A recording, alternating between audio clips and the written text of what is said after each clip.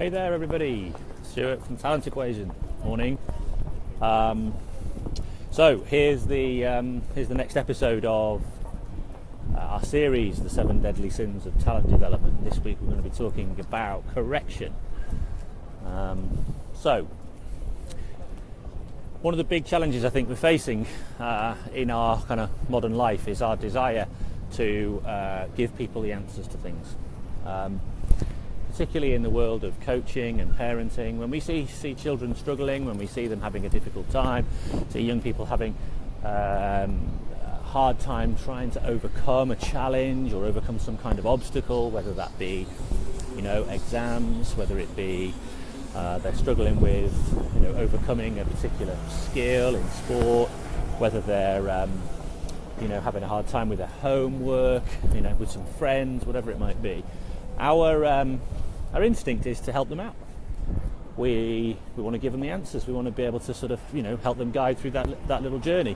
So what we tend to do is we'll come in with a bit of our knowledge, because of course we know, don't we? We know what they need.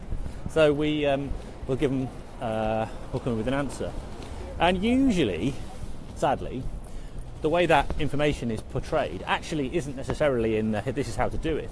That's in one way that's probably a fairly appropriate thing to do in some cases, but we usually come in with a correction. No, don't do it this way, do it that way. Or we'll say, oh, you see that's not the right thing to do. Do something else, or do this.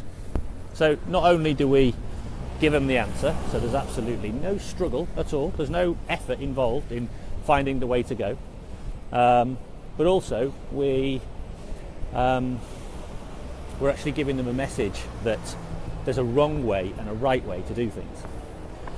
And this is very problematic, because what we're subtly putting out a message, what we're creating is something that's referred to as learned helplessness in the educational literature.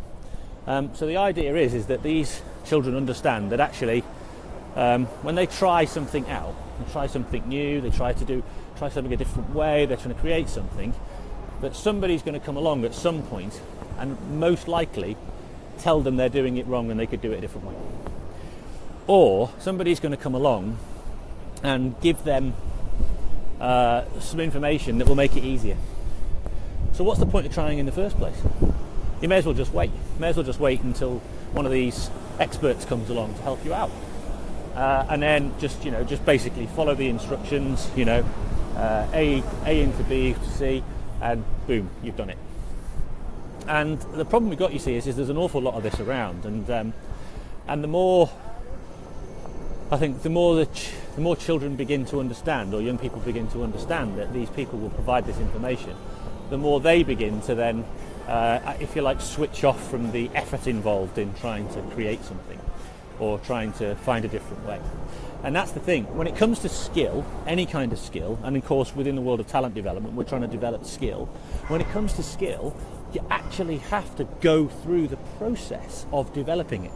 You can't just get it. It can't just be given to you. No one can come along and say, here you go, this is the way to do it. And you go, okay, that will work short term. But then when you're under pressure, or when you have a challenge, or there's a big issue, you go up to the next level of your talent development journey, and you go for a selection or whatever it is, then that skill will fail. That's where children will then go and they'll do the basics. They'll do the simple things. They won't have that spark of creativity. Why? Because they've never gone through the process of actually developing that skill. What they've done is been shown what to do, been given something from somebody.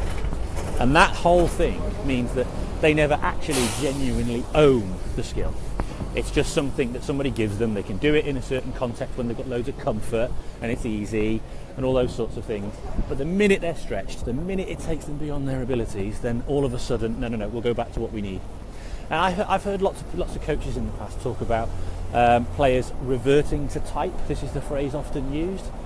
What they don't realise, those coaches, is that basically they are exposing failures in their own developmental abilities as coaches, because what they've never done is giving the children or their players the chance to actually go beyond their capabilities.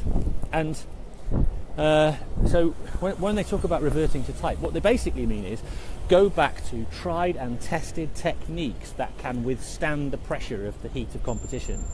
Well, that's just because they've never been stretched, they've never been challenged to go creatively beyond those capabilities. So correction's a major problem, right? We send a message that failure is not appropriate. Failure, we mustn't do that because somebody's going to come along and correct me. No, that is wrong, do it this way. There is a right and wrong way, as opposed to lots of different approaches. It's also really, really difficult because it sends out this message to children that trying stuff, working through a process, it's just not worth it. Why would you bother? Why would you bother? Because somebody's going to come along and give you the answer soon anyway. So I'll just sit tight, kind of do the bare minimum and wait and see what happens. It's a real problem for talent development, particularly if we're looking for those kind of the players with the X factor, whatever it is. We must let them go through that process of failure. We must let them go through that process of learning. Otherwise, we're not giving them the chances to succeed. There you go. Monday Morning Rant, episode 3. Next episode's coming up this time next week, so stay tuned for that, where we're going to be talking about coddling, which is along similar lines but a slightly different thing, which is something that I'm very concerned about. If you want more stuff, there's some more blogs coming this week over at The Talent Equation, which is thetalentequation.co.uk. Got some stuff coming on there, and also these videos are going to get posted there as well, so if you don't see them on Facebook, you'll see them there. Good luck with all you're doing this week. Speak to you soon.